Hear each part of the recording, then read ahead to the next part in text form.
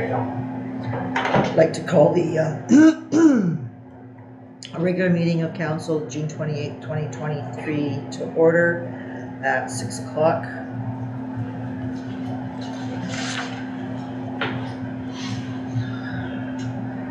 To start with the land acknowledgement, we acknowledge that the town of Winnipeg Beach is located on First Nation Treaty Territory 1, the traditional territory and ancestral lands of the Anishinaabe, Cree, Oji-Cree, Dakota, and Dene people, and the homeland of the Métis Nation. We respect the treaties on these territories. We dedicate ourselves to move forward with Indigenous communities in a spirit of reconciliation and collaboration to make Manitoba an inclusive and accessible place for everyone who lives here. Be it resolved that the agenda for the June 28th, 2023 regular meeting of council be approved as per the following additions. Addition, Valley Fiber. Addition, condolences, City of Dauphin. Addition, scholarship recipients. Addition, donation requests tabled for budget. Addition, increased line of credit. Addition, alternative location pilot project hot dog cart. Can I get a mover, please? Councillor Ho. Can I get a seconder, please? Councillor Jarvis. Discussion. All in favor? Carried. Be it hereby resolved that the minutes for the June 14th, 2023 regular meeting be approved as circulated. Can I get a mover, please? Councillor Jarvis. Can I get a seconder, please? Councillor Kozlowski. Discussion. Questions, comments? All in favor? Carried.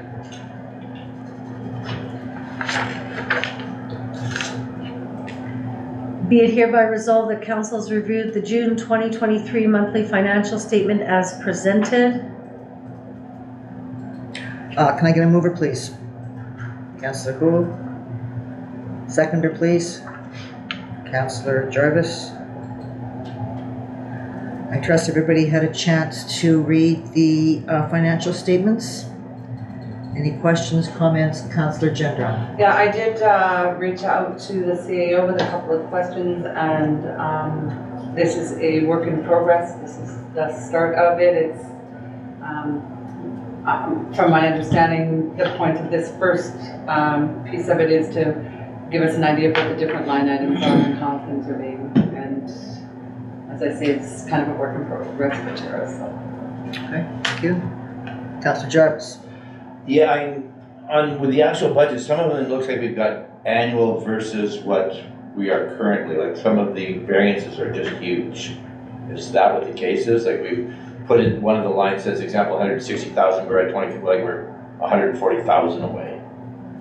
Right, so depending on the line item, I mean, if it's looking at any kind of revenue, so for example, taxation, until we actually upload the taxation, it'll show like we haven't received any taxation revenue. Until when we look at some of the government grants, same thing. So policing, for example, 128,000, that is a one bulk time payment. We have not received that. So there is, I did notice going through this process, and as Councillor Gendron had mentioned, there will be some changes to this format. There still is some segregation with some line items that I'm preferring not to have in separate items. There will be also additions to the financial statement as well in reference to the reserves once the audited statements have been in place. So it's not unusual, again, depending if there's a specific line that you're looking at, I might be able to add additional clarity, but when we are on some of these items, it's not uncommon to see such a drop. Well, some of the lines, take like patio licenses or hockey revenue and that, like there's going to be a disparity between what we budget for and what actually is. But when you mentioned grants, like we're by $600,000. So I'm assuming that these are grants that we're still waiting to get information back on. Some of the stuff like in the fire department might be budgeted annually and we're only current, right, year to date as opposed to annual. So Yeah. like, and again, as Councillor Gendron mentioned it, if we're going to change some of that format on the actual, like either do it by period or by quarter, or you know, because it's hard to imagine like if we're at 23,000 but we're budgeted for 180,000, you know, we're either, Correct. I don't think at this time, looking at the backload of finances that is currently here in Winnipeg Beach, that we're in a position to be able to have the finance department allocate revenue on a quarterly basis, although when we have not received that revenue. I'm not saying that we won't get to that point if we're looking for more accurate statements, but if we haven't received the revenue, we could allocate as if we have received revenue for a specific quarter and just have the journal entry read as an accounts receivable. So then when we do get that revenue coming in, it would need to be allocated in two separate GLs. So we are definitely not there, and I'm not going to encourage at this time, although it may be ideal for council to have a quarterly basis to that point.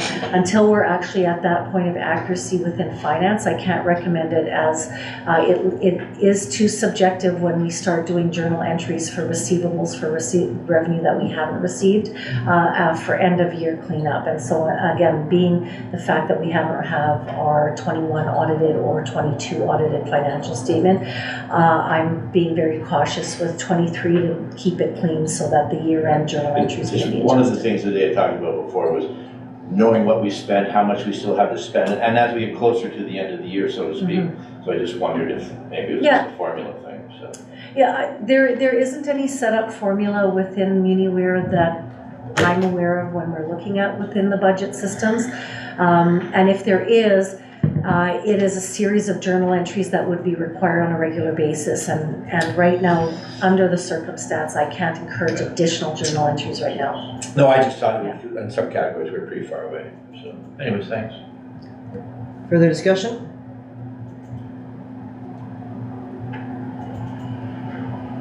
Okay, all in favor?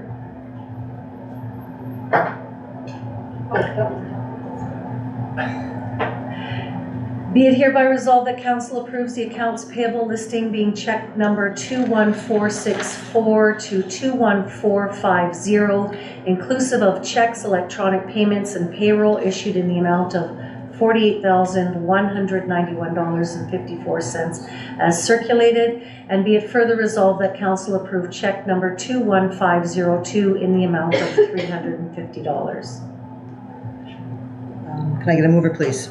Councillor Gould. Seconder, please. Councillor Kozlowski. Discussion, any questions? Councillor Gendron? Yes, my apologies for not catching this sooner. The check numbers on the resolution do not match the check numbers on the accounts payable approval list. They're 21484 to 21500, and then there was that additional check that I signed after this was printed, which is the 21502. So those numbers will need changing. Can you give me the numbers again, please? 21484 84 to 21450. 450. Okay, so the 450 is correct. Sorry, no, 21500. Sorry, or Mayor Jackson. 500. And then the 21502 Is would be correct. correct. Yeah. Yes. I will leave Any other comments, questions, points of discussion? Okay. All in favor? Carried.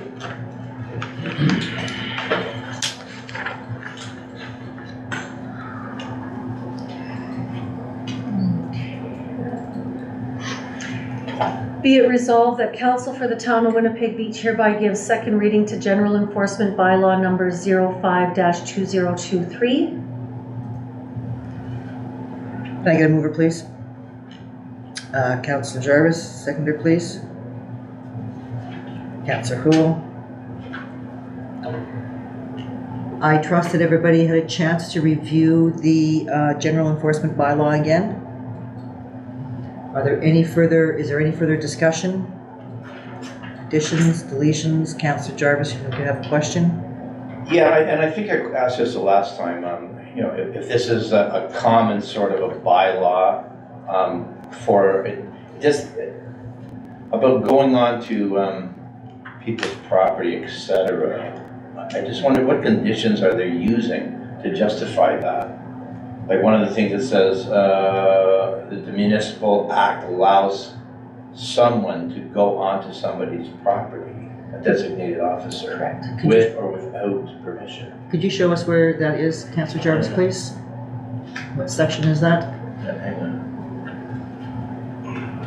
So within the parameters of the Municipal Act, the only time that notice is not needed to be provided of entry into a property is in an emergency state. If other than that, we do by the Municipal Act before we enter onto a property to assess the situation, to determine if there is a breach in any of the bylaws for the town. We do have to give appropriate notice of minimum. Yeah, it's section 4-1, 4.1. The bylaw enforcement officer may, after giving reasonable notice to the owner or occupant of the land or property, building, or structure, enter the land, property, building, or structure at any reasonable time and carry out an inspection, enforcement, or action authorized by bylaw or an act or request and anything.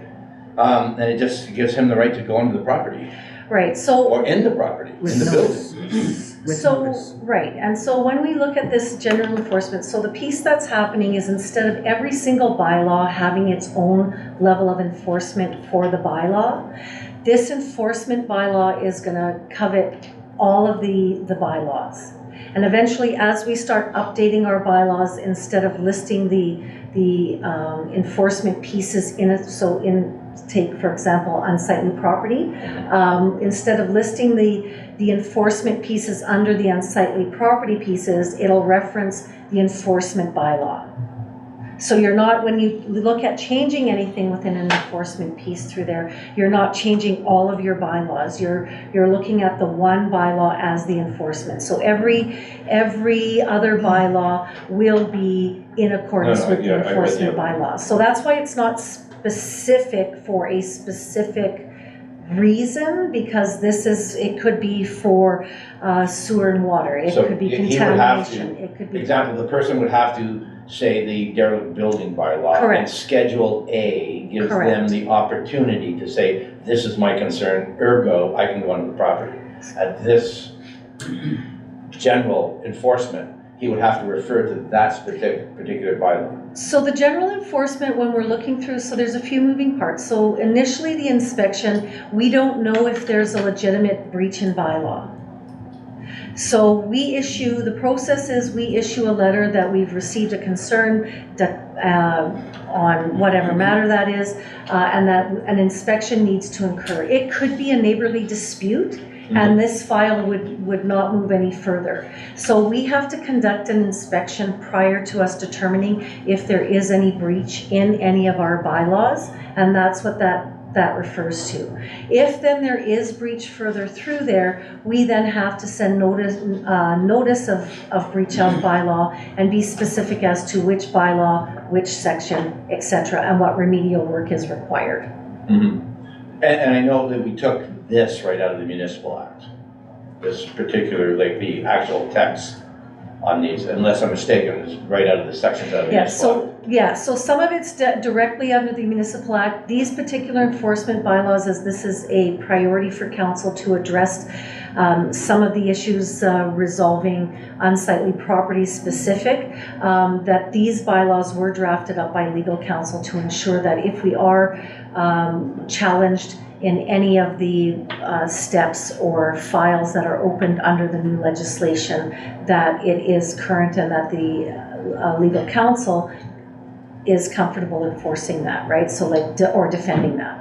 Yeah, and again, I'd mentioned the criteria alone, but in section 5.2, they talk about having negative effects. The Municipal Act to pass bylaws respecting activities on private property. Owners and occupants of property shall keep and maintain their property in a safe and clean condition, which includes refraining from conducting activities on the property that may cause impairment or damage to the environment, including negative effects on human health and safety of property. That section is the Municipal Act. Right, okay, now this is, I know it's under general enforcement, but it's the criteria that they're using. They would have to actually cite another bylaw in order for them to do that, correct? Whether that's unsightly, derelict, or what, you know what I mean? Or environmental standards. Environmental standards. Provincial So, acts, right. And I think I'm good now.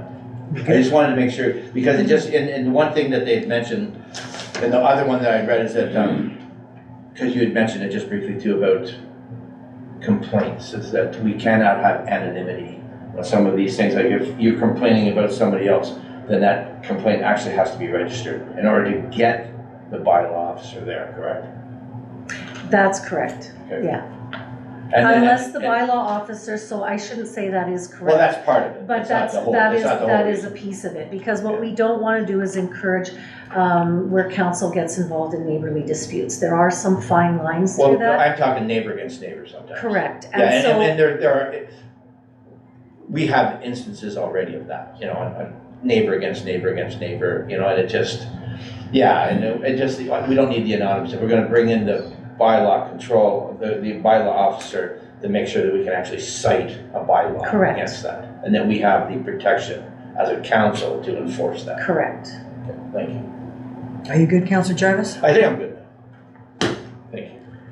Any other questions? Yeah, the Councillor Kozlowski? Emergency Act would override that, correct?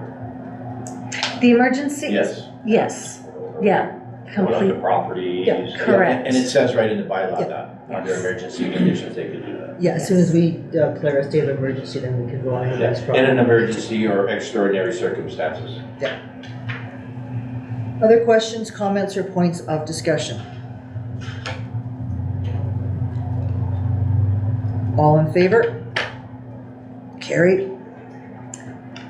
be it resolved that council give general enforcement bylaw number 05-2023 third reading, finally passed, signed, and sealed.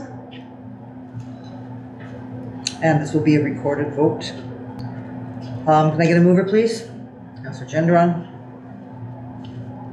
Can I get a seconder, please? Councillor Jarvis. Discussion? Question, all in favor? Carried. So unfinished business, this is still work in progress with the agenda that we are manipulating the all-net meeting to be able to provide an actual report instead of listing all the items separately. So that is still work in progress. And admin staff is going back since inception of this council to ensure that there hasn't been anything missed prior to the new CAO in place. So you will see some changes within that in the upcoming agendas where it will be more of a report format than each individual item listed, which will also provide any updates. So a quick run through Canada Post boxes. There is no update to provide.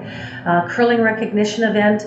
There is a form that had been placed on the agenda in reference to some additional direction that the rec department does require. When we are looking at planning an event, it is key to know some of the objectives behind that. If there is a partnering organization, some preferred dates, council participation, target demographic, and those types of items are in place as to if it is geared towards family fun, that looks very different than adult fun. And so whether or not we're going to be looking at having a licensed facility, which facility are we looking at depending on the number of attendees, and how we're going to measure the success of that event going forward. So that is up for council, so we can either discuss those items now, or council certainly can submit those items to me at a later date to provide to our rec department. Council? Councillor Kozlowski? Yeah, I did reach out to the president from the Curling Association, Winnipeg Beach there, and I requested a name or two, and so far I have nothing. So I don't know if you've received anything or Chris has received anything. I have not, and I have not received an update from our rec department on this event. It's supposed to be held in the fall time. Yeah. Councillor Gendron? Sorry, just for clarification, Councillor Kozlowski, who did you reach out to? Pardon me? Who did you reach out to? President of the Curling Club? Yeah, it was Girls Club. I just don't Yeah. know. Shannon. So just for information, the curling club is going through a change in executive. And they have their AGM coming up, it might have to be a discussion at the AGM. And then they were wanting to meet with us around that. Okay? Okay? But for this matter here, in terms of whenever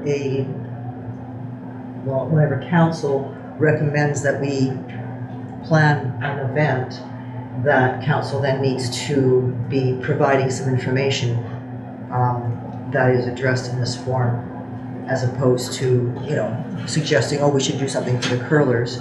We need to actually be giving more information to the rec department that would respond to some of these questions, right, Councillor Gendron? So is this an expectation that we would be completing this information anytime we're putting something forward that we want recreation to take over? I believe that if it's initiated, a lot of the events, the rec department has a history of putting on an event, so Yeah, if there is something new, If there is something new, we need to be looking at, so we recognize that it's in the fall. Are we looking for, again, the demographic? Is it something that's being held during the day? Is this an evening event? Is it a weekend event? Like, what, are we incorporating this within, I believe, our Harvest Fest festival? Like, so there's a lot of unanswered questions, and when we're looking at making sure that the department is meeting the needs or expectations of council, some clarity is needed in order for us to move forward with planning this item. And so, given that this was an initiative from council, who on this council would like to take some time to fill out this form with some more specific information? I'll do it if I can get some information from them. Sure. Okay, so if you'll take care of that then, But you want Councillor? this in the fall time, right? Correct. Yeah, so if we can, we can certainly, if email works, is just sort of take a look at what we are looking at. So what level of involvement is council's involvement? Is there going to be, whether it's through the curling club rep, or is it through mayor to provide words? Is it just a meet and greet? Is it actually a formalized event? Is it going to be licensed? What's the projected amount of people that we're planning for? Those types of things. Is it during the day on a weekend? Is it in the evening? Something along those lines is what, like, we're needing to have some of those details sorted out to make sure that we're meeting the needs of the initiative. Councillor? I don't want to step on anybody's toes here, but who's in charge of the rec center? Which councilor or committee chairman? Mhm. You are. That's So- the rec center. Yes, I am. But this is a council initiative. So if it was a rec center initiative, then our manager at the rec center would put together a proposal of what she wanted to do and what that would look like, and then follow through on it. But given this is something that council said, as a town, we should be doing something for the curlers, which is, I think, a great idea. But then we have to be a bit more specific about what is it that we're thinking about should happen. Because otherwise we could say, that, council should do something for the curlers, and our rec director could go off and plan something, and then we might be saying after, well, that's not what we had in mind. We thought it should be this way, we thought it should be this way. So we have to give her more direction as to what we were envisioning, so that she then has something to follow through on. So I should discuss this with the rec manager. I think that you probably need to fill out this form with a bunch of information and direct it to Yeah. Yeah, I'd like Sharon. to see when she's got availability for fall time, et cetera. Should he be directed If this there's to gonna you? be a liquor license. So right, and so that's the question, and I don't know if it's necessarily up for one particular council. So council, are we Right. looking for an evening event? Council, are we looking at this to be licensed? Like, what is that? I don't think it's necessarily fair to put the entire event Okay. on one member of council. If this is a council initiative, it should be agreed collaboratively. This is the type of venue. So if every member wants to jot down how their vision of what they see this looking like and email that to me, that would be fine, and we can sift through that and see where there are consistencies or where there's conflict. And if there is conflict, we can sort that out through email correspondence. So I'll fill this out with the rec manager, bring it back to council, put it on the agenda, and we'll discuss it. No, I think that what our CAO is suggesting that each of us should fill it out and direct that to our CAO, and then she will compile it and meet with Carissa and we'll sort it out through email. If everybody could fill this out and get it to our CAO by end of day Friday, this Friday, then our CAO will know that whatever she's received by end of day Friday, she can then move forward with. If she hasn't heard anything from different people, like, we're not gonna, keep this going for the next 3 weeks. No. Get your input in by the end of day Friday to the CAO. You can copy all of us so that we can actually bounce ideas off of each other through email and take it forward. It doesn't have to get complicated. Does that make sense for folks? Questions, comments? Councillor Kozlowski. We're finished with that. Just Canada Post Boxes, Councillor Jarvis, have you had any further information on that? On, pardon? Oh, the cat, no, I've tried to get a hold of Bernice twice, but I haven't been able to make contact with her. She might be on holidays, I don't know. So, in any event, I'll find out. Yeah, just to see if they came in to take measurements. Again, it's Bernice that would have done it, so I don't know.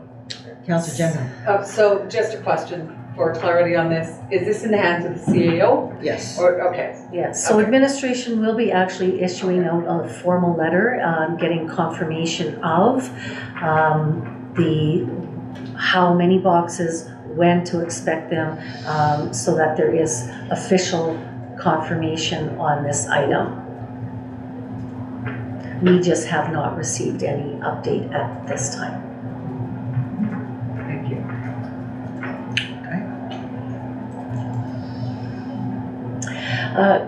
Bus stops and garbage recycle receptacles. At the manager's meeting, the Public Works manager was not made aware that bus stops were to be looking at being purchased. We have gone through previous year as well.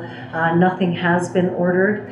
There is additional recycling receptacles that can be placed at the bandstand. So purchasing additional recycle receptacles will not be required. And so at this point, I have not put butt stops in the budget item, but there is wiggle room for other initiatives if we're looking through beautification that we can look at accommodating. Okay. So with that though, is as I was not part of that initial discussion, I'm not sure where is the issue that we need to be addressing with the butt stops. Councillor Jarvis, do you want to respond to that, please? The park, well, the easiest thing to do, I guess, is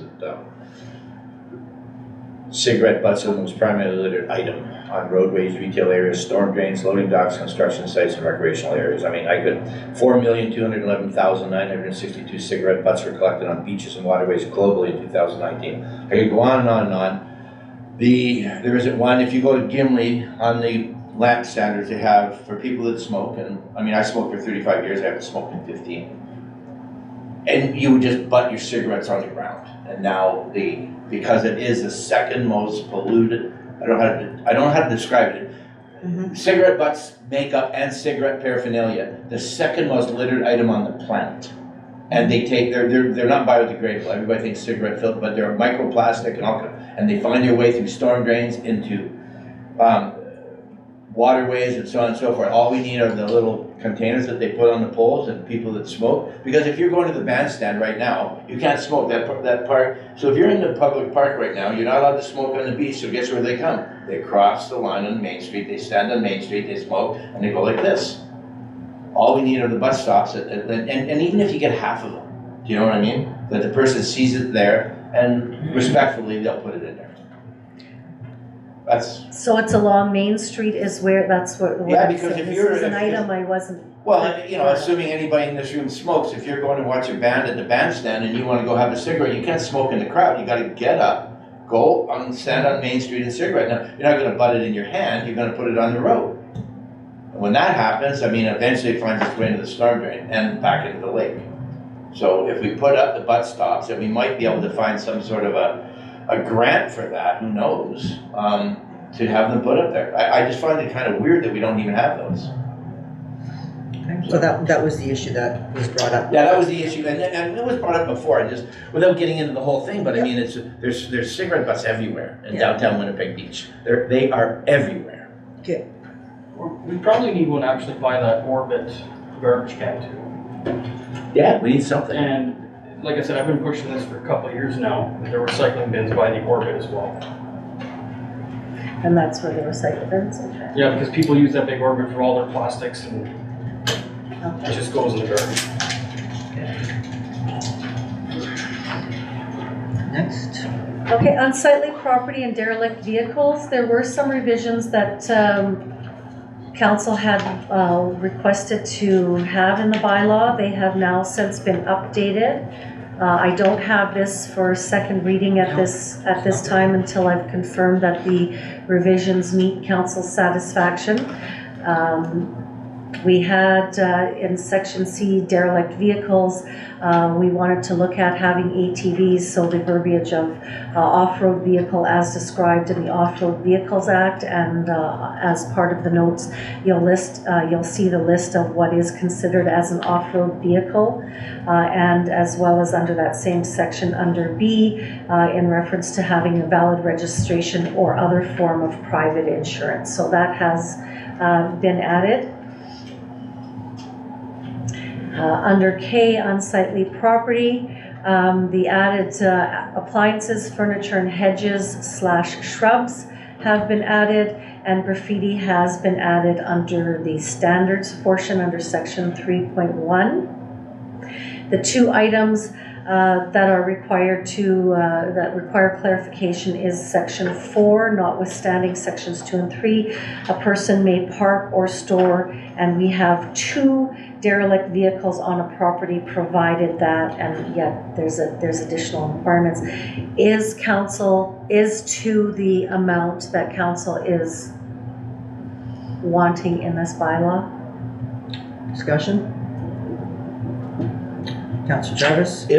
Because I know initially one of the questions was, if some people are in the vehicle restoration business. So if somebody's in that, they would have if they had a business license and correlated, would they be able to have more than 2 vehicles on their property? Well, I would assume if someone's in a vehicle restoration process, that they would probably have buildings within which to put those vehicles, as opposed to just Not necessarily. stockpiling a bunch of rusted out cars and saying, yeah, I'm gonna fix them.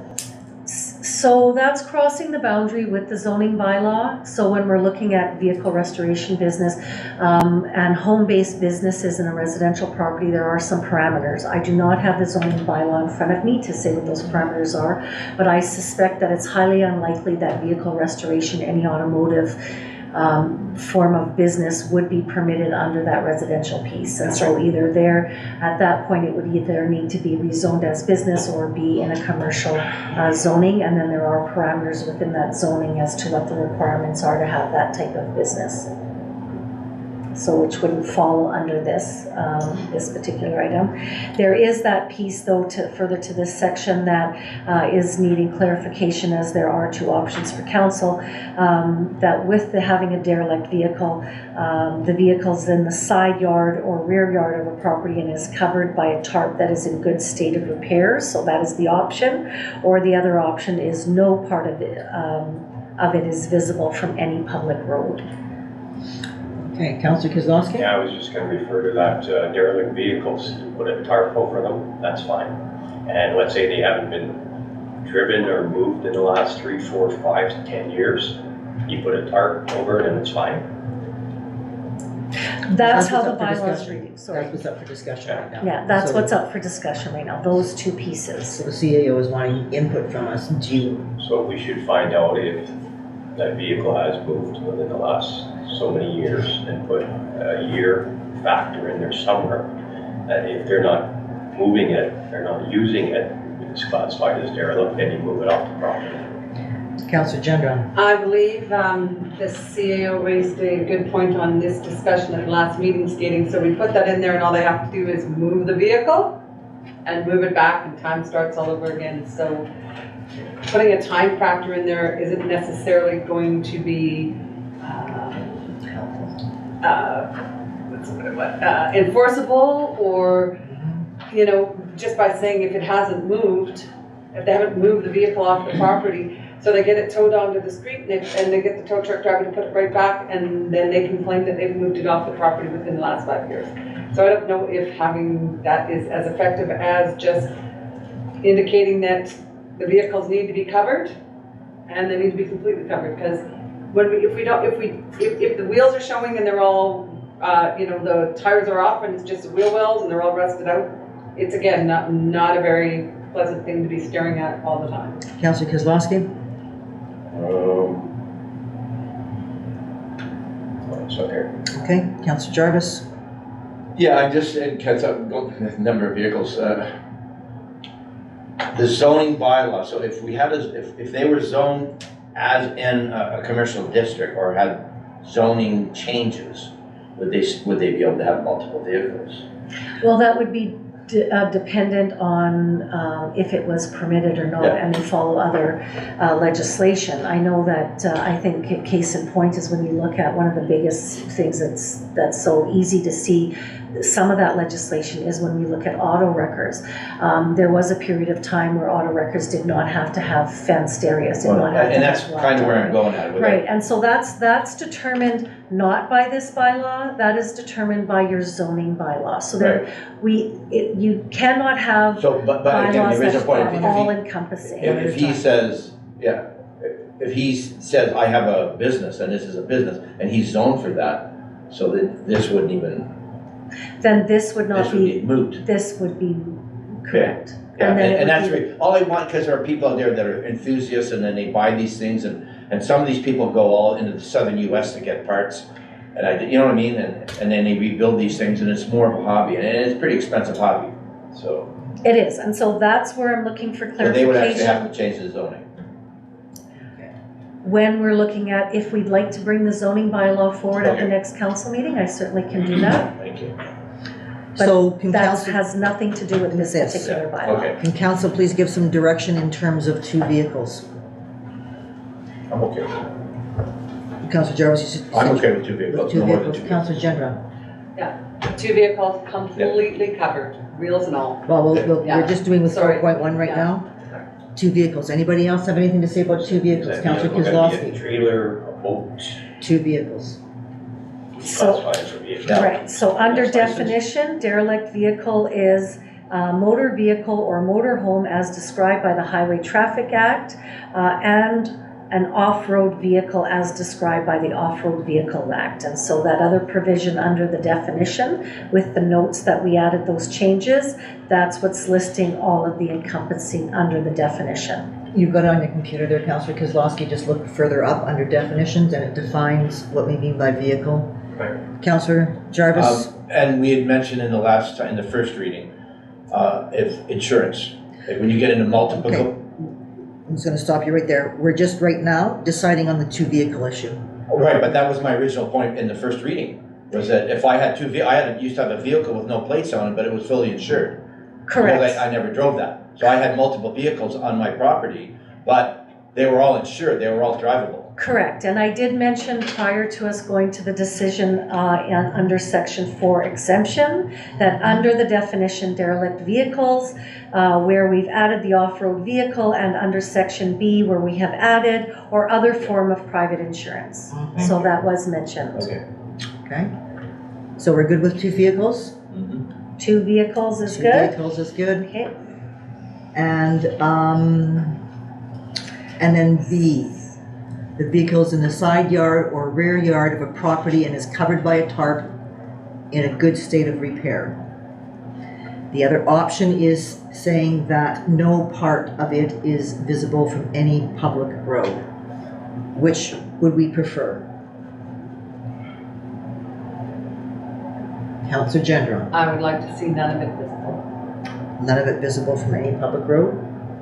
So this, and the side and rear means that you cannot have a vehicle sitting on your front yard That's with right. a tarp over it. Unless, a derelict vehicle by definition. Of course you can. No, derelict.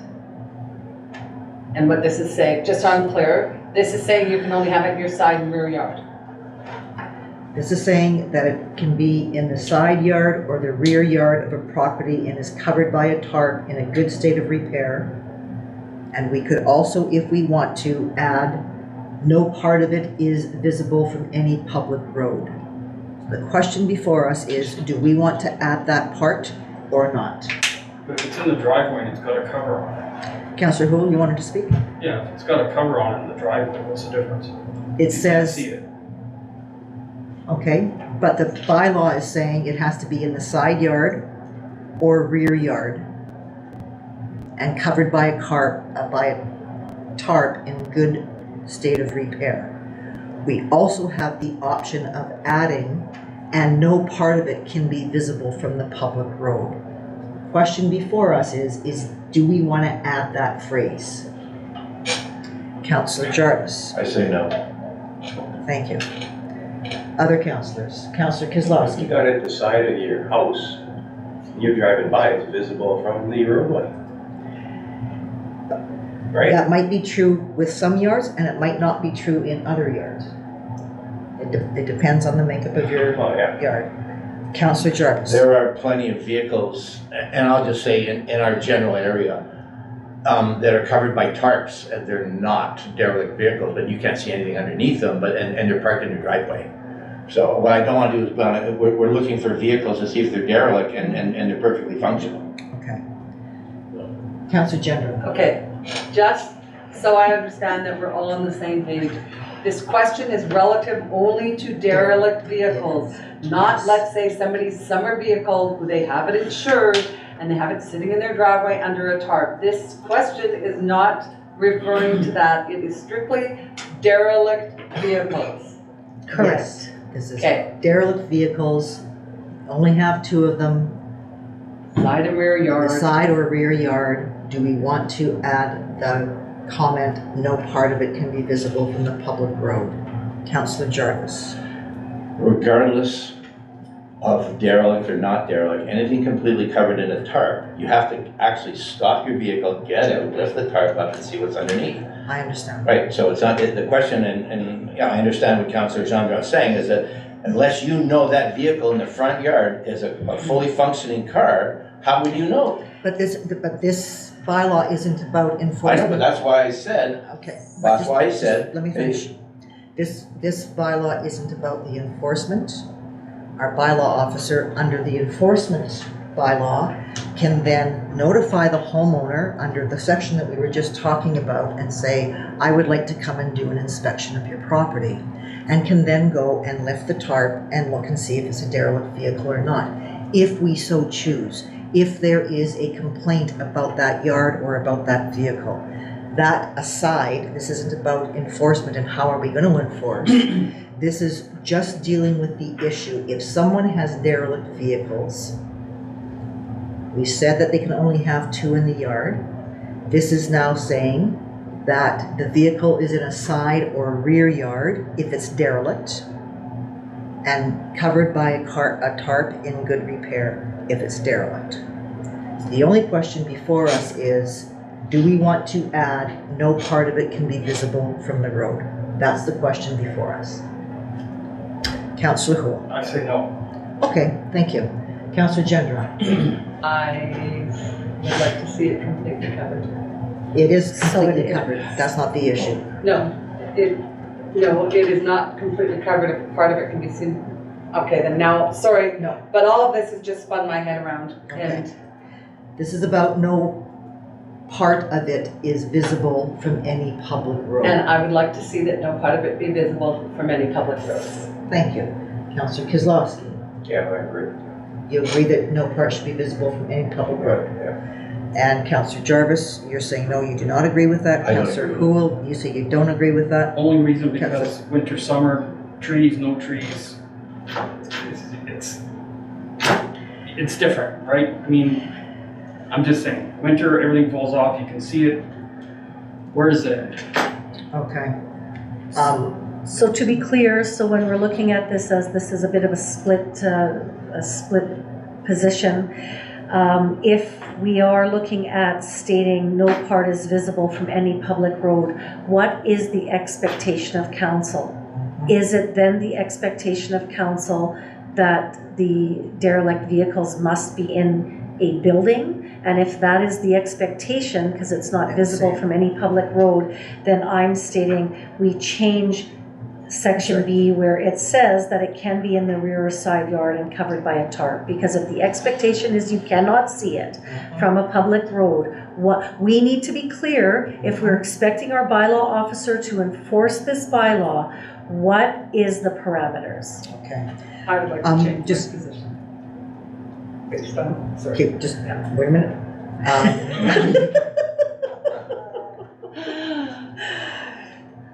I believe the mayor gets to chime in as well. Correct. Vote? Yes.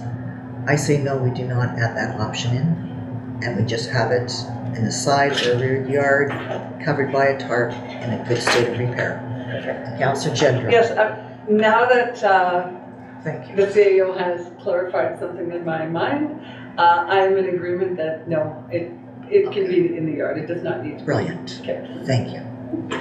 Is that enough direction for you? That is enough, thank you. Thank you.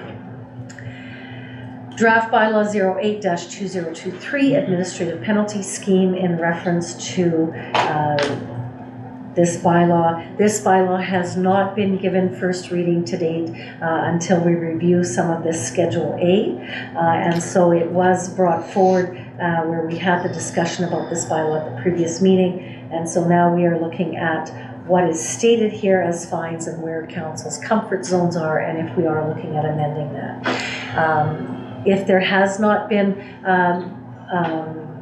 recognizing very few days in between council meeting to council meeting, we can leave this item under unfinished business at this time and bring it forward at the next council meeting, or proceed if council is wanting to do that as well. I would like to request that we forward it to the following meeting, the next meeting, and I would like to ask all of council between now and our next meeting to review this bylaw, the penalty scheme, give some thought as to the penalties you would like to see, and then come prepared for a full discussion next meeting. Does that work for folks? Does anybody have any concerns with that? No? Okay. That's what we will do. Thank you.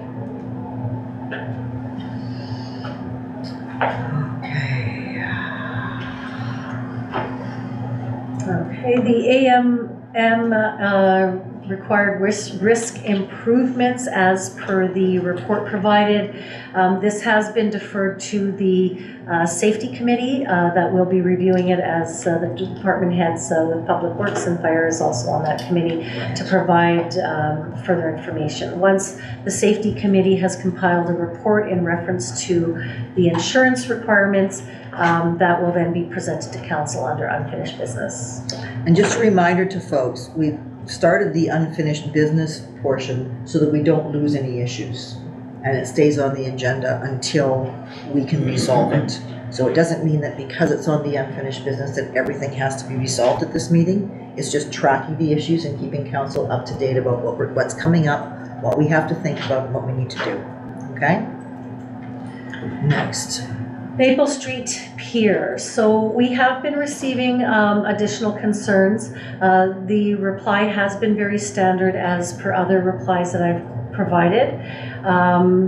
Other concerns, we have received some that have missed the cutoff for this agenda and will be slated on the next agenda as well. I have not received update from planning at this point.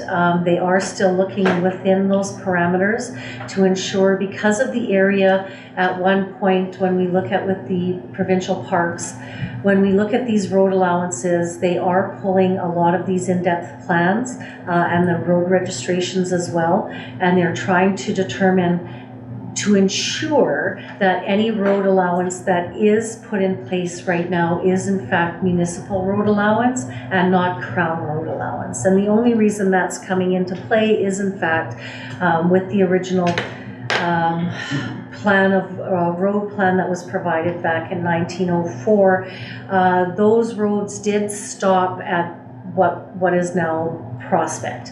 And so the remainder of that area was still under more of a provincial standpoint, or this Winnipeg Beach, I would have to call it that. Big beach Development. And so, yeah. and so I have not received update as on that so far from that perspective. We did receive, like I said, we are still looking to get the registered plans for the properties that are identified in the 1977 agreement, being lots 1, 3, 4, and 5 Mork Hill Boulevard, as that Mork Hill Boulevard is now changed and is considered lakefront. So until I receive the plan of subdivision for 1, 3, or the legal description of 1, 3, 4, 5 Mork Hill Boulevard, I can't clarify which properties that's referring to under lakefront. So this is still an active file. Provincial planning is also amiss at some of the work or missed registrations, if that's what has happened in reference to this, and they are looking at this diligently as well. So I do hope to receive some additional update prior to the next meeting. Yes, our office staff have been working very, very diligently trying to get this settled as quickly as possible. We understand the urgency of people living in the area wanting this to resolve, and we certainly are doing everything we can to resolve that. We just need some clarification from planning and from government. So there is concern regarding safety, and so there are options presented. You can look at moving the rocks aside. The CAO does not recommend that option at this time, simply because we are looking at a road allowance that we do not know, and there is the comment that has surfaced on more than one occasion in reference to some of those lands being private.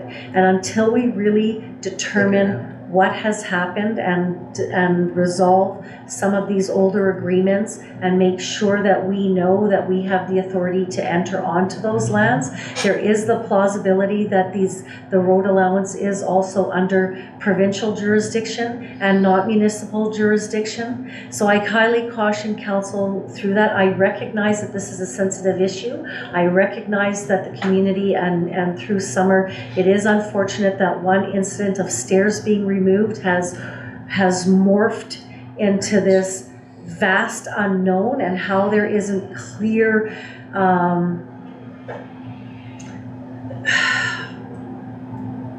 position on titles or assessment as to these lands is surprising, but unfortunately not unusual with a lot of smaller municipalities. The other option is to be looking at placing a do not enter sign just to mitigate people entering into that area, but this is up for council discussion.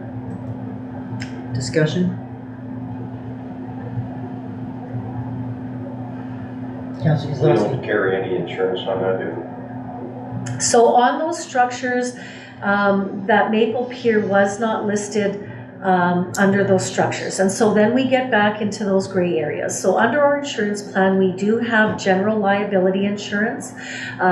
So with that, the removal of the structure was no insurance on the particular structure. If you're on a street or sidewalk or, general liability, we do have general liability throughout the entire community under our insurance coverage. However, that being stated, until we know that is municipal lands, if it's private lands, there is no insurance under that. We would need to make sure that there is something added within our insurance policy for that. If it's crown lands, that is also not going to be covered under our insurance. Councillor Houle. So hearing what you said, we should probably have a do not enter sign until we get clarification. That's my recommendation. I know it's not what everybody wants to hear. And these things go unnoticed until a problem resolves. And once a problem surfaces, it would be in my profession, cannot encourage not making sure that we see this through and get the proper legislation and regulation we need, whatever that may be. Yep. If it's closing the road and having the road closure bylaw, identifying that, if we are looking at giving, if there's a level of agreement that although it may not have been registered with land titles, but these lands have been gifted privately, then we need to have the survey come out and gift that and follow this through appropriately so that there is never any shadow of a doubt as to what the parameters of the who, what, where's, when, why lie within this area.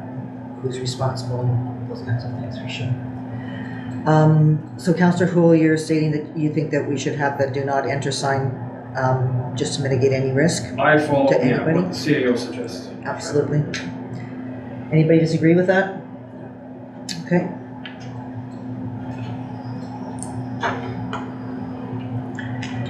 So patio licenses bylaw review, this was requested to be slated on the agenda for council review, and you will start seeing some of the legislation that we have once we've solidified, now that the general enforcement bylaw has been solidified, and we are in the process of doing the penalty scheme bylaw, having more bylaws come up for council review and consideration. Changing some forms of the legislation, removing other forms of the legislation, and if nothing else, updating the penalties to reflect the penalty scheme Schedule A. Is there anything that you need from us in terms of the patio license bylaw tonight, or is this here to highlight that we need to deal with it in the future and start reading it and apprising ourselves of it? This was a recommendation to be put forward by council, so if any member of council has anything to say on that prior to making that decision, I would. Council?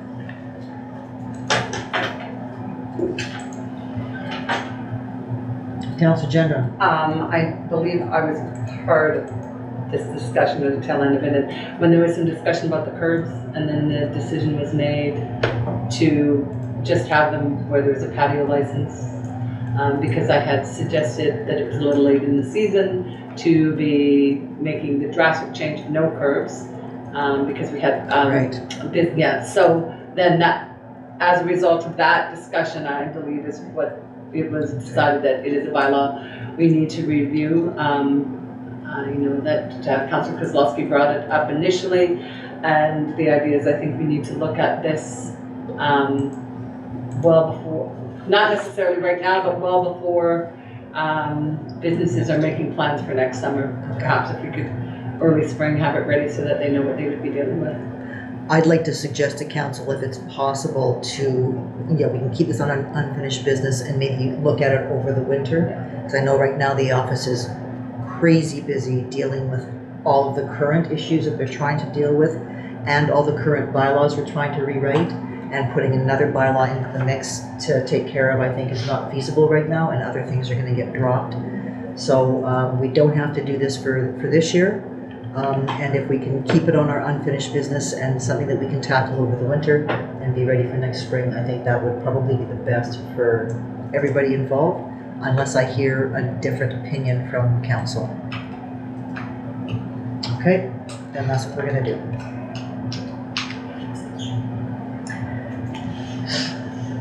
Whereas a request for donation has been received by the town of Winnipeg Beach, and whereas the initial request was tabled for budget, therefore be it resolved that council for the town of Winnipeg Beach authorize a donation in the amount of blank to Evergreen Basic Needs. Okay, sorry. Okay, Councillor Jarvis? Too much water. Did you want more? Water? No, I have more water. Okay, great, thank you. Can I get a mover, please? Councillor Jarvis. Can I get a seconder, please? Councillor Kozlowski. Discussion. I know I brought this forward. I sit on I'm the rep on Evergreen Basic Needs. And I think that this came up as a result of myself also presenting to council back in the fall after my meeting with them that the huge increase in usage they've gotten and that Winnipeg Beach is the second highest user of Evergreen Basic Needs. And I think we had some initial discussion back then in terms of our donation. I believe at this table we had suggested $1,000 or $10,000, and I believe that that is in keeping with what Evergreen Basic Needs was required or requesting. Jeez, I'm so sorry. 7 o'clock. Meeting over. Can I have discussion on this, please? Councillor Jen. Is that what we allotted for in the budget?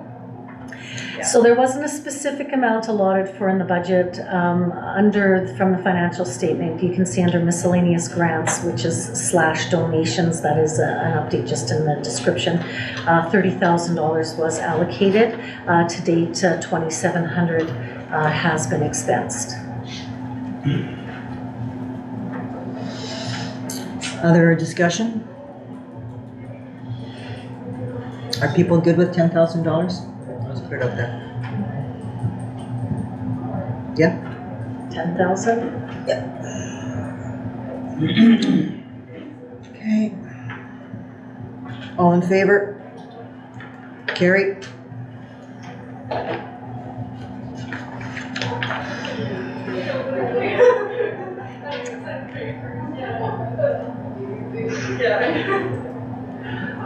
Whereas a request for donation has been received by the town of Winnipeg Beach, and whereas the initial request was tabled for budget, therefore be it resolved that council for the town of Winnipeg Beach authorize a donation in the amount of $1,000 to West Shore Community Foundation.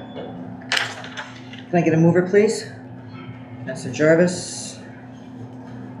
Can I get a seconder, please? Councillor Gendron. Discussion? All in favor? Carried.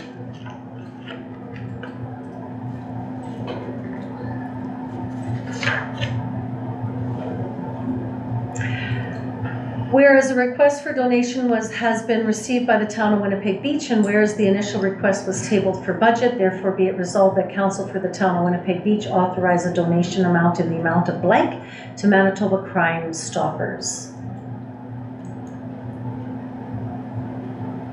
Can I get a mover, please? Councillor Jarvis. Get a seconder, please. Councillor Gendron. Discussion. Councillor Have Kozlowski. we given them anything before? We have not that I'm able to pull from the records. And what does this do for our community, Crime Stoppers? So Crime Stoppers is that, it's that whole movement of see something, say something. So it's funded, it's the universal Crime Stoppers tips program that's offered everywhere. There's nothing specific for this community versus anywhere else in Manitoba. Councillor Jarvis, given that you're the safety committee, do you have any recommendations or any opinion on this? I think we should duplicate the West Shore, the $1,000 for these, and I'm all about Crime Stoppers. These people, there's an awful lot of volunteer work that goes into that, and when you support something like this, and $1,000, I don't know if we budget any or we have anything available for that, but they've got a pretty big overhead, even putting commercials, etc. out there, and anything that we can do helps them. And again, and how do I put this? It's awareness, it's presence of mind, it's crime, it's always out there, you know what I mean? And sometimes it motivates somebody to make a phone call. They just happen to see, they're debating whether they should say something or not, and then all of a sudden a Crime Stoppers commercial, and the next thing you know, they're dialing the number, because they've seen something. Other comments about this? Councillor Hu. I'm okay with 1,000. Councillor Kozlowski. Are there signs put up for the Crime Stoppers? I believe there Councillor are. Jarvis, do you know? I don't know. Posted. Not here right now, but there are. Like, I think this program was put to bed for a while though. This is another one that's coming back on the scene because of COVID and that. Okay. So what administration can do is the tax inserts and the tax notices have not been placed out at this point. If there is a pamphlet that I can obtain from Crime Stoppers, we can include that with the council package going or the tax package that's going out to make people more aware of that service. Okay. Councillor Gendron? I'm sorry, I'm a little late to the party. I might send That's it over to okay. get raised, but a link to Crime Stoppers on our website, on the town website as well, for information. Oh, you're suggesting a link to? Sorry, I'm suggesting, yes. A link to Crime Stoppers A on our link to Crime website? Stoppers on our Absolutely. website. Councillor Gendron, we were having a discussion about donating the same to them as we did with West Shore to tune of $1,000. We're ready for vote. Any further discussion? All in favor? Carried.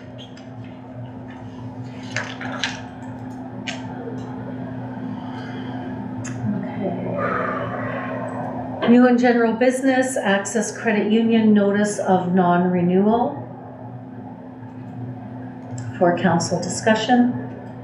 Yep, so I'm trusting that everybody had the opportunity of reading the letter that we received from the credit union and the closure letter. Any discussion on this? Councillor Kozlowski?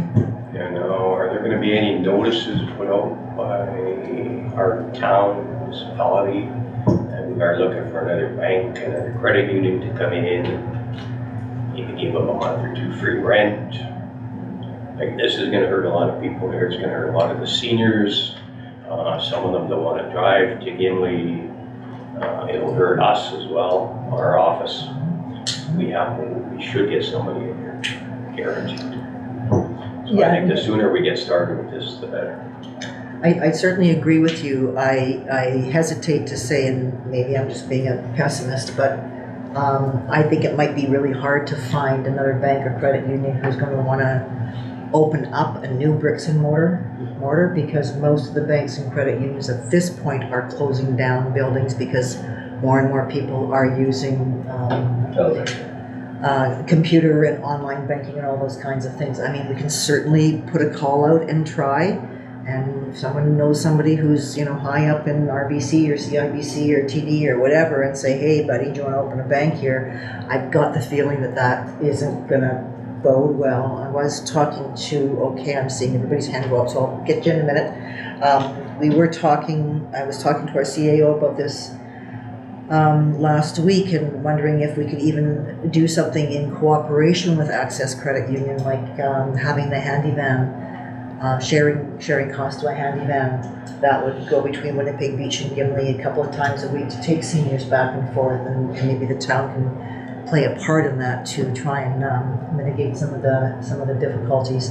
Like I said, I'm not against inviting another financial institution to come in here. I'm just not sure how far that's going to go. And the first hand up, I believe, was Councillor Jarvis. Wait, have we, two things. One is, have we ever thought about getting into the ATM business? Is that something that we could do? If we put an ATM and then we managed it, and we got the revenue from that? I'm not sure that, I'll let the CAO answer this. I'm not So, I think the questions that council would want to ask themselves with looking at that kind of venture is, what does that look like? So a lot of those portable ATMs that are in restaurants, they are housed inside the building, and that means there has to be office hours, open, close. Like, they're not just left outside. The ones that are on the outside, or those drive-ups, though, that is a significant structure. In reference to that. So those definitely are not on the cheap or on the quick to be able to say we could get into that. I have not seen an independent ATM of that stature aside from major financial institutions. So whether it's a drive-through of TD or a credit union or Royal Bank, but those independents are mostly just a containment unit that's housed in a building. And so then we question if that would be viable because of hours of operation. Most people are looking for ATMs outside of business hours. Okay, now the other thing is, hang on, I have two things. Virtual, I know that Access has 2 virtual tellers out of Selkirk. So would they be interested in putting one in here? And everybody's familiar with a virtual teller, where you actually get a person on screen, it's like FaceTime. So you go in there and you put your card in, and then all of a sudden a person pops up in Ardborg, and you can do your banking through that. And Access has that technology already. Correct. So if council does so want to provide direction to administration to issue a letter to see if that's an option, from the notice that was provided, it led to the assumption that they were also removing the bank machine itself. And so if they're looking at removing the bank machine, we can still issue that request. The probability of that request being successful, I'm not hopeful on that, but you don't know if you don't ask. So if that's the direction, Or give you the machine. Our Legion in the city made $1,000 a month, and that was at $1.25 per transaction. Places here now charge $3, so almost 3 times as much. And they'll come fill up the machine for you, et cetera, so it would be advisable. correct. So then my question then leads to council is, that's not an exterior bank machine, that's accessible 24/7. So it's those bank machines that you're referring to, those do need to be housed indoors. And so then I ask, what does that look like for accessibility? Who is staying and leaving that portion of the building open for the bank machine itself? Until 11 o'clock at night. Councillor Gendron. Yes, as a member of Access Credit Union, when I got the letter, I called and asked specifically, is the bank machine leaving? And they said yes.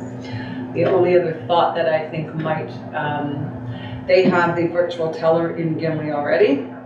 But it was very clear with my call to them that they are completely moving out. The only other possibility, not the only other, but what might be a quicker or a little bit easier sell is the CIBC is in Gimli. Approaching the CIBC if they would be interested in putting a bank machine into the location that currently is one in this building. I know when I was, the CBC asked me for an interview in terms of this issue, which I did, but that was also me being able to listen to the interview they did with the Access Credit Union person about their reasons for bank closure, and he made it very, very clear that they're wanting to encourage people to use online banking, and made it very clear that the ATM would not stay here. So yes, we might be able to talk to CIBC, who's in Gimli, or Royal Bank, who's in Selkirk, to see if either one of them would be interested in doing that. One of the other things that might happen as a result is I'm not sure that everybody who lives out here, especially the seniors who've been working with Access Credit Union for the last 30 or 40 years, are necessarily going to want to then move over to a new bank. But that's going to be up to the bank to factor in making a decision about whether they want to put a bank machine here or not. Other discussion? Oh, sorry, Councillor Jarvis. What about mobile banking? I know in certain municipalities, like in seniors areas and urban centers, that they bring in mobile banking and people can be that, like we used to have the mobile medical clinic and that, they would come in once a week or twice a week and people could do at least they could do their banking. You know what I mean? They wouldn't have the luxury of going to the ATM, but if they're paying bills and things like that. Because I know that there's dilemmas now with people that don't have computer technology. I know. And they, you're going to force somebody that's 80 years old to go online, and all they want to do is pay their bills. We can look at making that request to Access Credit Union, but ultimately it is their business model and their decision as to what services they'll be providing. So the Town of Winnipeg Beach Council is not in the banking business, and so we cannot offer that service. So we are at the mercy of whether or not Access Credit Union would be looking at providing that service. If they refuse that, council's in no position to mandate Oh, no. that they do that. And therefore, when we look at providing service and accommodation to seniors, there may be the ability, or is this a small business opportunity for someone to create a bit of a mobile shuttle for banking purposes?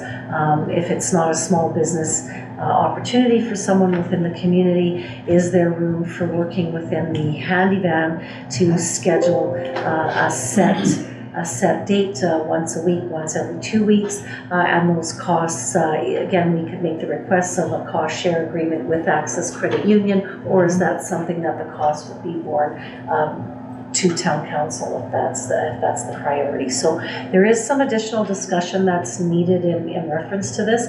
We were not provided any further notice than the public. The day that the paper went out at 9 o'clock that morning, is when I received the phone call. So we were not given any heads up in reference to this closure.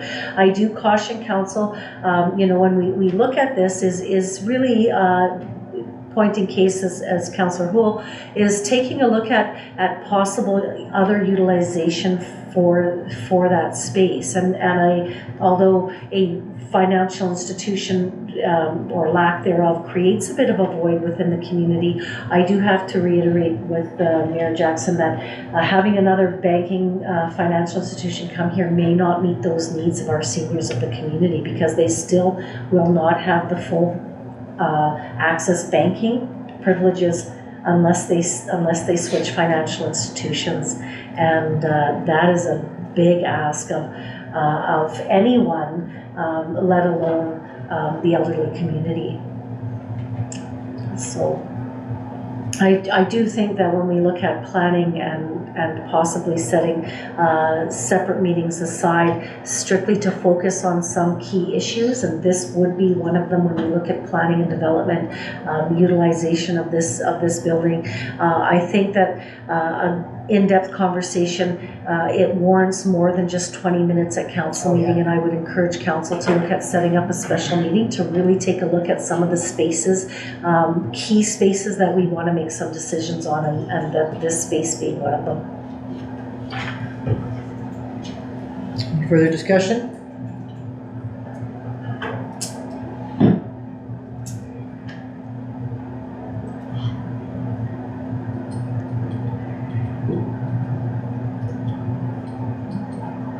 Okay.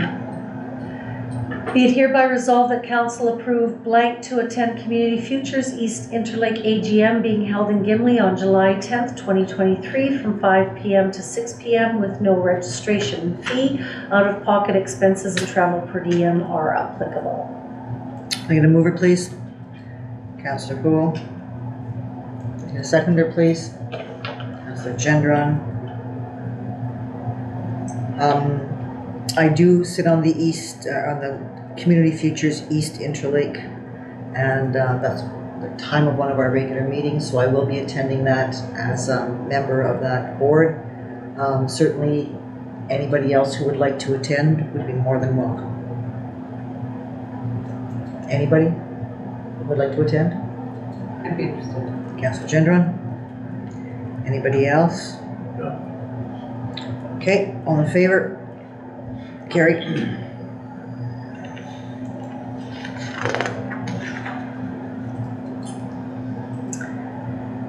Be it hereby resolved that council approve blank to attend regenerative agricultural field tour day being held at the South Interlake Rockwood Ag Society in Stonewall on June 30th, 2023 from 12 p.m. noon to 5 p.m.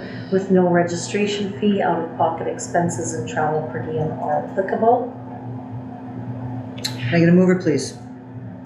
Councillor Jarvis. Can I get a seconder, please? Councillor Kozlowski. trust everybody's had a chance to look at the poster. Is anybody at the table interested in attending this?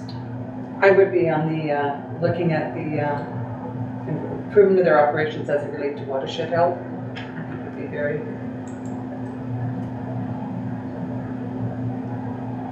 Okay. Anybody else interested in attending? Nope. Councillor Gendron. All in favor? Carried. Oh, that's just 2 days from now.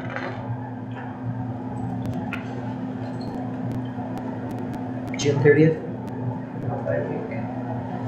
Can't do, sorry, not by a week. I was thinking next Friday was June 30th. Okay, Councillor Gendron doesn't want to go, or can't go. Anybody else interested in going? We can receive as information, We can receive it as information. correct, or resolution. Okay.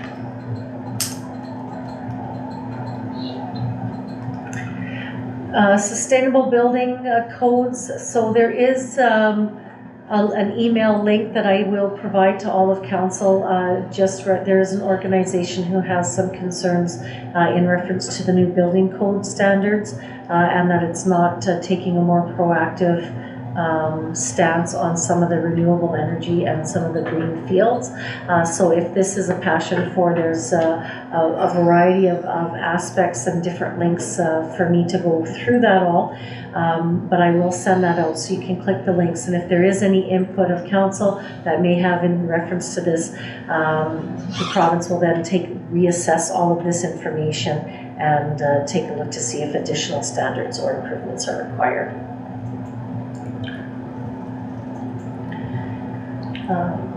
Next item is the golf carts.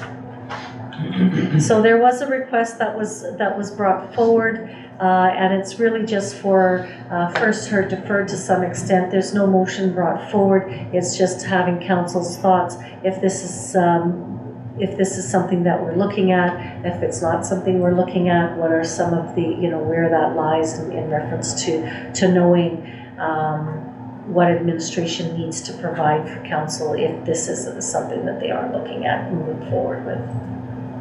Discussion. Councillor Gendron? Yeah, this has certainly been a question that has come up often. I would appreciate some information on how golf carts relate to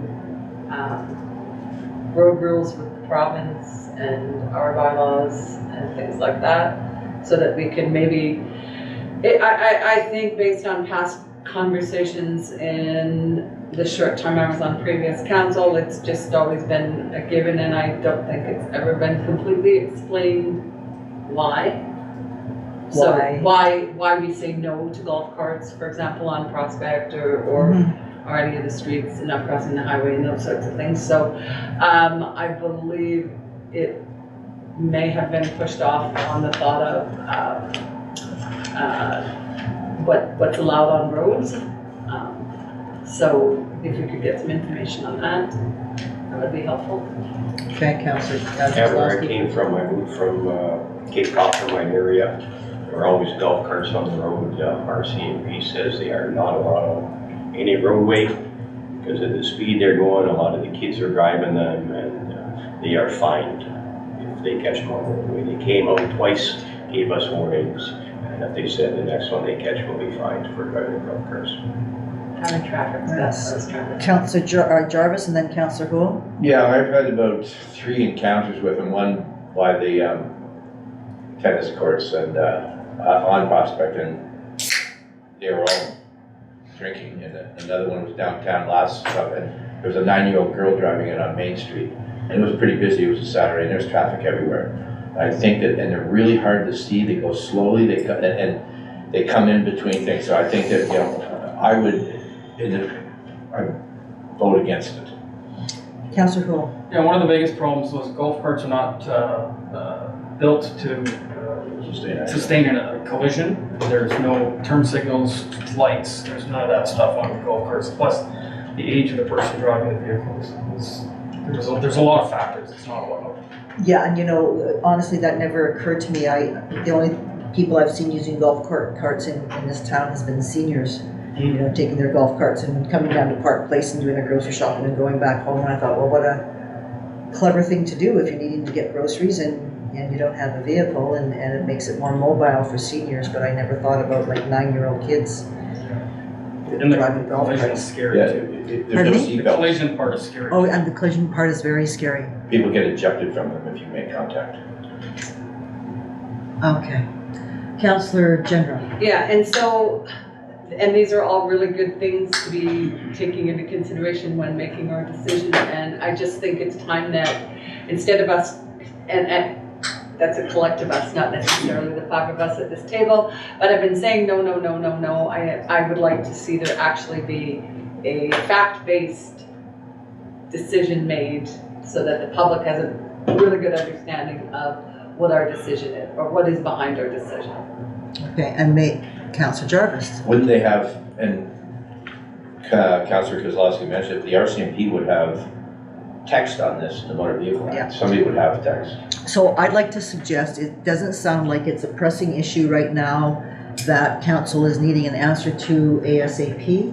And once again, given everything that's on the plate of our office right now and all of the things they are juggling, can we leave this on unfinished business that we might be able to get to and do some research on some months from now For next time. when everything else calms down for next summer? Does that work for folks? Yeah. Brilliant. Moving on to additions. Valley Fiber, oh, I'm sorry, I just took your job. That's okay, Is that okay? Madam Mayor. You Okay. take my job anytime you like. No, thank you.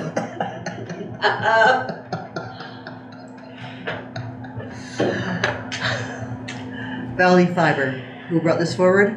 Councillor Gendron. There have been a lot of complaints about the condition that Valley Fiber is leaving people's personal property in, and I was just wondering if there was anything in our contract with Valley Fiber that addressed the expectation of them returning people's private property to the state they found it in, or is this something that individuals are going to have to deal with Valley Fiber directly on? I have not reviewed the contract with Valley Fiber, nor was I part of those negotiations at that time. So I will pull up the agreement that we do have and review that. I know that in speaking with other CAOs, it has been a bit of a challenge in reference to the standard of remediation. It's varying contractors, and there is a bit of a name blame that happens, is whereas the contractor would point towards directive of Valley Fiber, Valley Fiber's pointing it's to the subcontractor, and then it goes what level is to the municipality. I do think that there has been numerous concerns, and some of which where Valley Fiber is actually entering onto private property, that it definitely warrants a clear letter or meeting with Valley Fiber reps with council to convey the concerns that the residents have and what is the appropriate process. I feel that residents are feeling frustrated as they come into the office. We don't have clear contact. We've been informed that they need to contact the subcontractor, whether the subcontractor gets back to them or not, and it seems to be a bit of a vicious circle. So I do agree that we need to really have this conversation, and with nothing else, have the expectation that there is a Valley Fiber representative and their contact information will be provided to the residents. But I can't encourage administration taking on all of the complaints on behalf of Valley Fiber to rectify them. And correct me if I'm wrong, if I'm a business and I've taken on a job with a contract with somebody and I subcontract some of that work out, is that not still my responsibility? Councillor Hall. Yeah, two things. Valley Fiber did say they remediate the property, like they weren't there is how they were selling it to us. But, and like you had said, Valley Fiber is still responsible for that contractor that they hired to That's right, perform the job. that's right. So at the end of the day, it's on Valley Farm. Okay, so I would really like to agree that maybe we should set up a meeting ASAP with Valley Fiber and with council to have a sit down.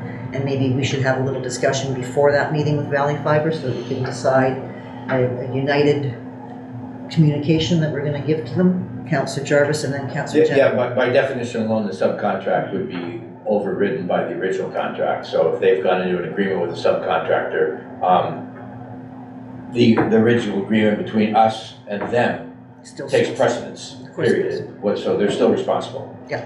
Councillor Jen. I think it's important at this meeting that we have actual visual pictures to show to Valley Fiber. If you have received complaints at the office from residents,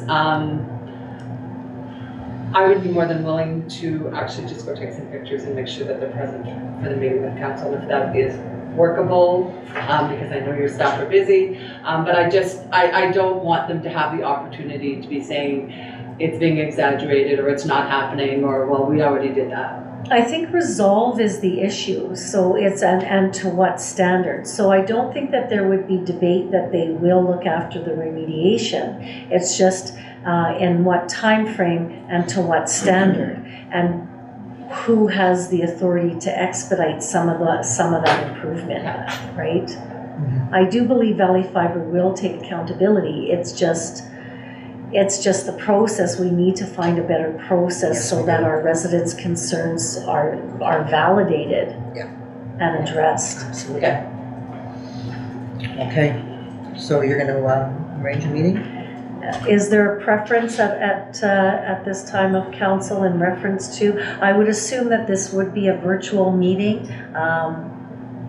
that there may be more than one representative of Valley Fiber that may be in attendance, or are we requesting for in-person? What would council like to see out of that meeting? You know, in a lot of ways, I prefer in person. Although I think that might be a big ask on the one hand, but on the other hand, as soon as we do in person, we say we need to meet with you in our council chambers because we're having some problems, they might take it a bit more seriously. I also think communication happens a whole lot better when we're meeting face to face and having personal conversation. So that would be my preference. But I'm certainly open to hearing from others. I agree. Councillor Gould. I agree. Okay. I think that's In person? Yeah, absolutely. Might And get their attention. dates, please? Dates. Sorry, councillor.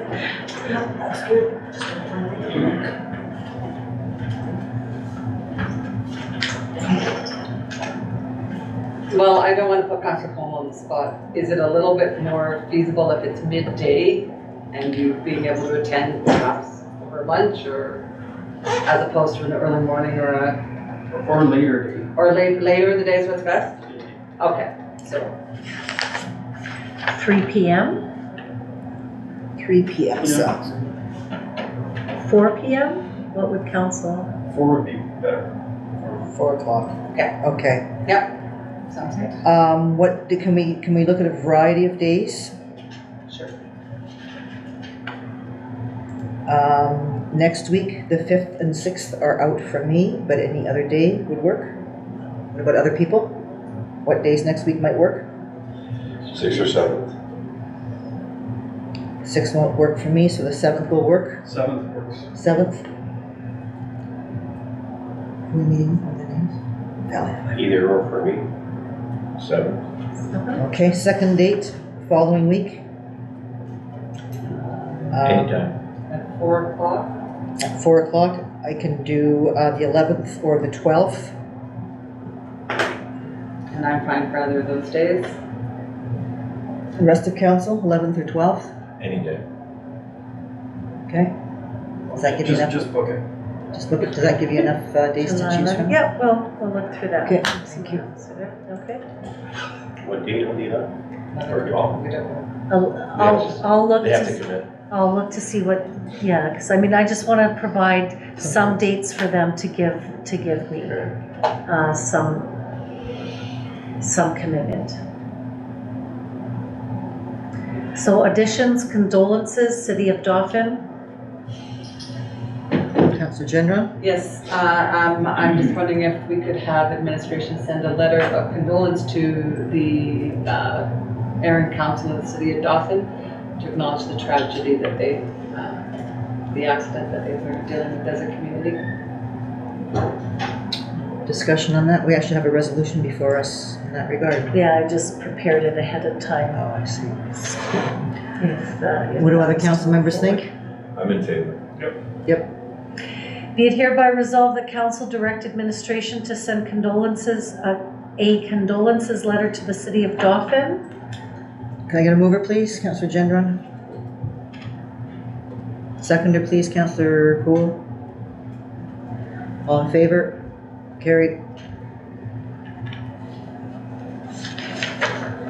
Additions, Gimli Scholarship recipients.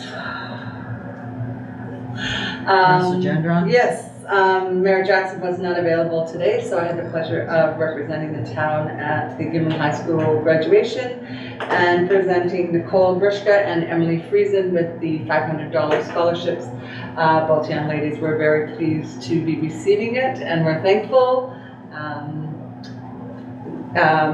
Both Nicole and Emily have secured summer employment in the area, so they are very pleased, and we'll both be heading off to school in the fall, and they will be providing the office with proof of registration once they are registered, so that we can, and I let them know then a check would be sent to them. So it was a very nice event today, very well done, and a whole lot of money given to students at that school today. So Oh, cool. and that was only half of them in the morning. They split them up. So they are still in a little bit of COVID procedures, so I was not on stage with them to give it to them.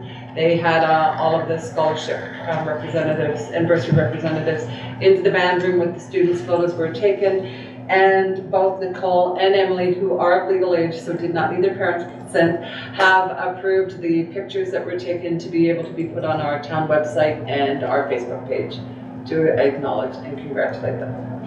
Good. The photographers should get them to the office tomorrow, Sharon. Thank you. Any discussion or comment on that? Okay. Alrighty. Whereas Resolution 2023-050 authorized a line of credit in the amount of $500,000, and whereas the town of Winnipeg Beach submitted claim number 1 application to Disaster Financial Assistance Program in the amount of $577,095.47, and whereas the town has not received payment for claim number 1 submission, therefore be it resolved that council authorize a temporary increase to the credit line of credit in the amount of $500,000. Can I get a mover, please? Councillor Cool. A seconder, please, Councillor Gendron. And just to let folks know that at our AMM district meeting, was that just last week?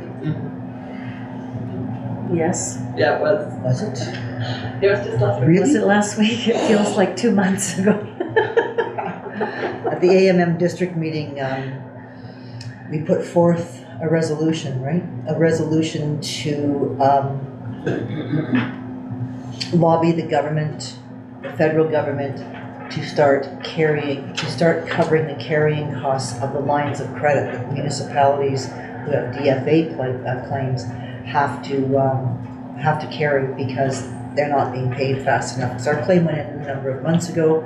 We still haven't received anything, and I was talking to mayor of a nearby municipality and their DFA claim, and it was months before ours was in, and they still hadn't received money yet. And so we put forward a resolution to ask AMM to lobby the federal government to start covering the interest charges on our lines of credit, because as people know, interest charges have been going up, and they are not unsubstantial in terms of our line of credit. Was that the federal they were lobbying or the provincial? Federal. It was the program in itself that, as to The what's GFA an program. eligible expense. Okay. Yeah. And so the interest is not currently an eligible expense, unlike a consultant fees are. It was in reference to the program itself from the. Any discussion on this resolution? All in favor? Carried.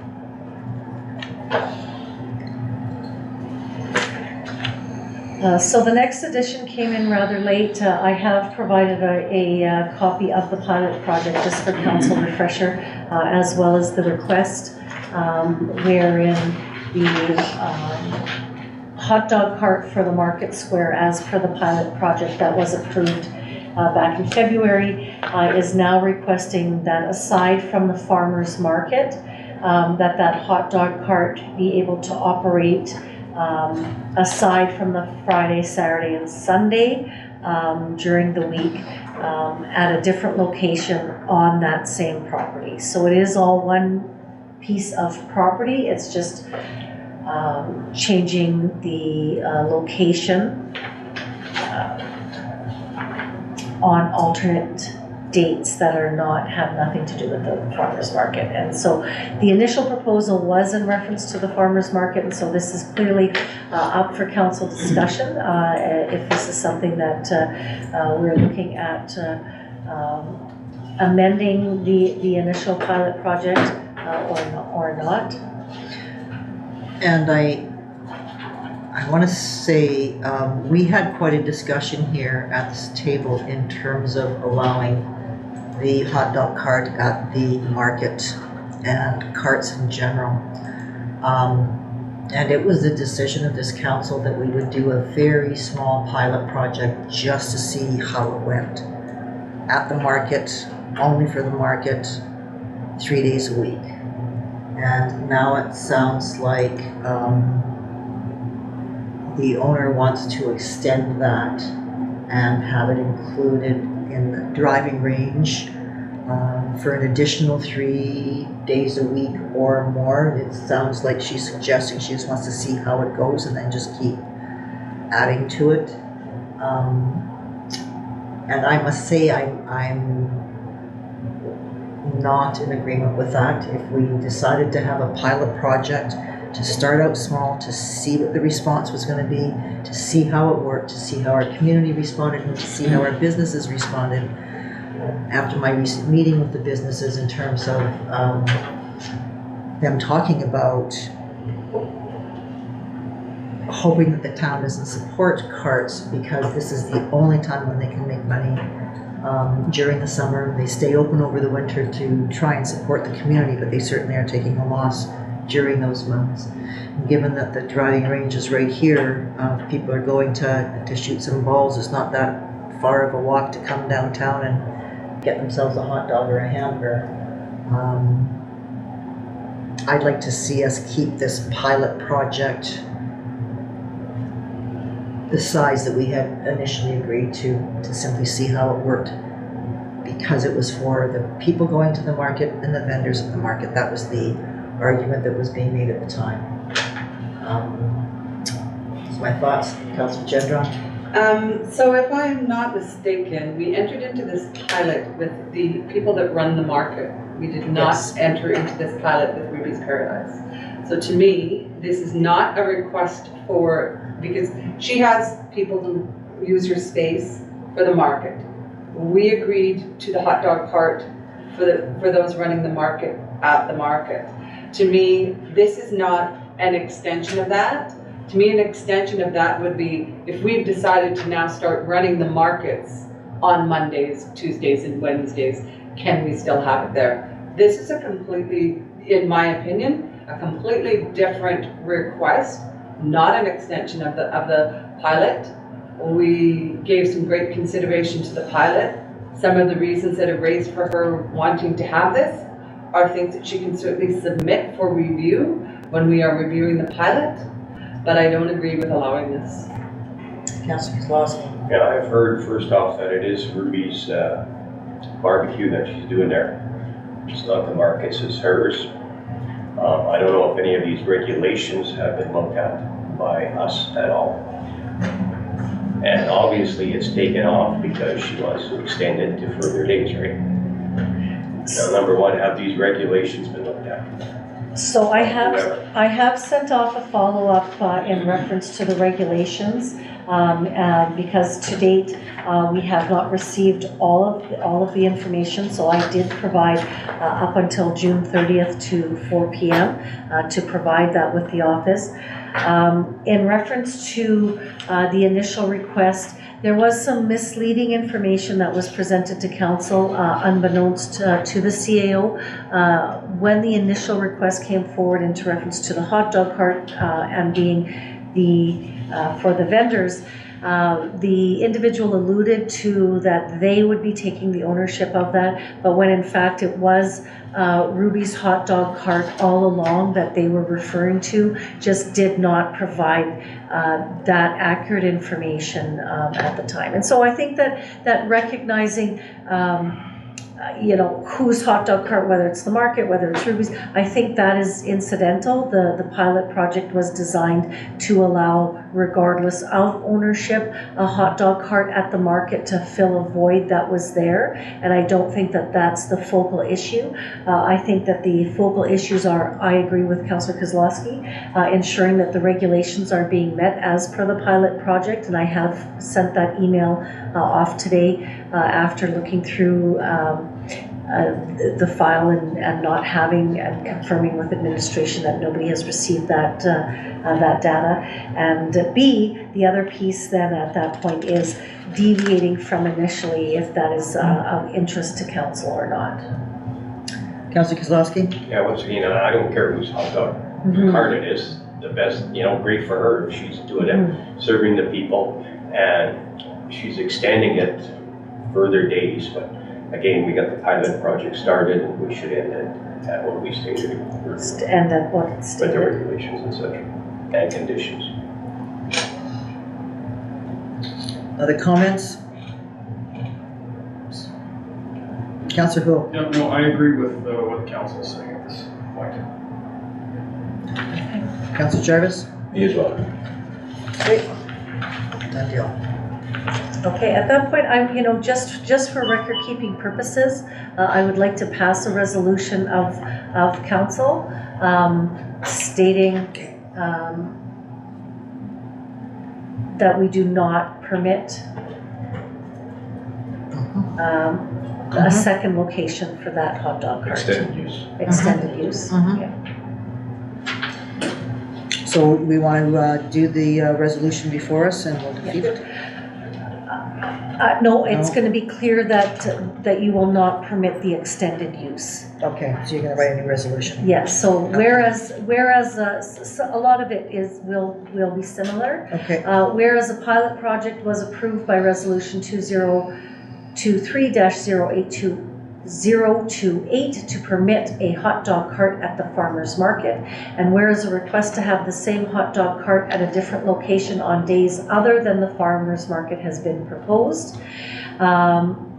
therefore be it resolved that council does not permit the extended use for that second location for that same hot dog cart. can I get a mover, please? Councillor Gendron. Can I get a seconder, please? Thank you, Councillor Jarvis. Discussion. Councillor Gendron. Yes, it needs to be clear in the resolution that there are two things. We are not allowing the the additional days, because then they could just turn around and open it, if all we say is not the second location. So we're not allowing the additional days or the second location. It does say that whereas a request to have the same hot dog cart at a different location on days other than the farmer's market has been proposed, be it resolved that council does not permit the second location. I see. You see, we are also not approving the additional days. Okay? Does not permit the second location or additional days? That's Or right. additional days. Yeah. She could just move it down to the area where the market isn't. Yep. Do we need to have a new mover for that? No, Okay. I'll just amend that. Okay. Further discussion? So we're voting on the amended version. All in favor? Carried.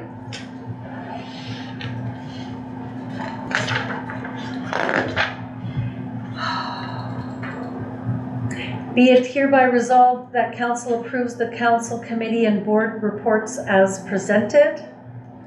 May I have a mover, please? Councillor Jarvis. Have a seconder, please? Councillor Kozlowski.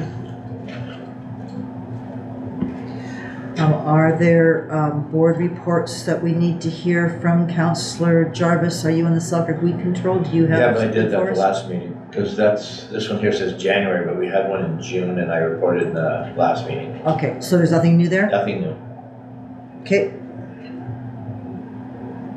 Councillor Gendron, The Interlake Tourism Association has their AGM. that's not on here? Oh, I'm sorry, you just said, are there any other Okay, council go ahead. reports? Yeah, you're right, I'm sorry. Sorry, the Interlake Tourist Association had their annual general meeting. They would like to solidify a good contact with the town, as well as discussing, sort of getting us up to date on what is what. The woman that I spoke with, she's also chair of the Gimli Chamber of Commerce. So it was decided that she will be invited to a council meeting as a delegation, so that all of council can hear her presentation rather than just doing it at the rec meeting. And I'm just wondering if either the next meeting or the meeting after, offering both of those to her, agenda-wise, would be okay? She's been away, so there was no rush for me to get back to her. She's been on vacation. Okay, so I will email her, and I will CC you, Sharon, on the email, asking her if she'd like to come as a delegation. Are there any further committee reports? No? Okay, all in favor? Carried. Be it hereby resolved that the correspondence be accepted as presented. Need a mover, please? Councillor Jarvis. Need a seconder, please? Councillor Kozlowski. I trust everybody's had an opportunity to read the correspondence. Any questions, comments, points of discussion?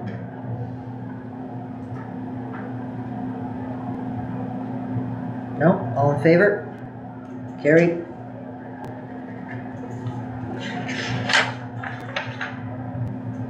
Be it hereby resolved that council moves in camera at 7:53 p.m. to discuss matters that are in preliminary stages and personnel matters, and be it further resolved that any matters discussed while in camera be held confidential until such time as discussed in open council. Can I get a mover, please? Councillor Jarvis. And a seconder, please. Councillor Gendron. All in favor? Carried.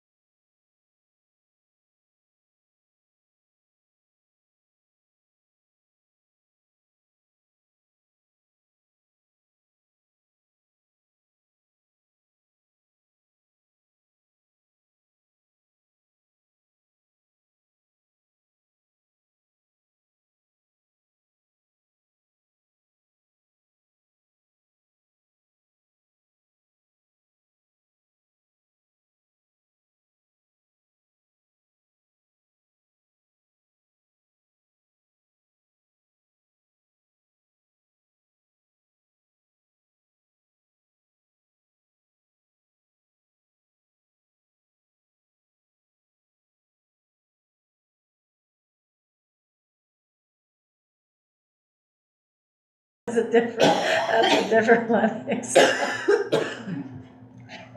Exactly. You guys are on. Oh, we're on. Okay, be it hereby resolved that council moves out of camera at 8:35 PM and resumes regular meeting of council. Do I have a mover, please? Councillor Gendron. Need a seconder, please? Come on. You want to stay in camera for a while? Sure. No, I said, take my Thank hand. you, Councillor Jarvis. All in favor? Carried. Whereas Sharon Desiatnik was hired as the CAO effective December 5th, 2022, and whereas a 6-month probationary period was a condition of employment with an increase of $5,000 upon successful review, and whereas council has conducted a performance review, therefore be it resolved, council has deliberated and concludes the CAO has met the expectations of council and has passed the probationary period, and further be it resolved, the wage increase is approved effective June 5th, 2023. Can I get a mover, please? Councillor Jarvis. Can I get a seconder, please? Councillor Gendron.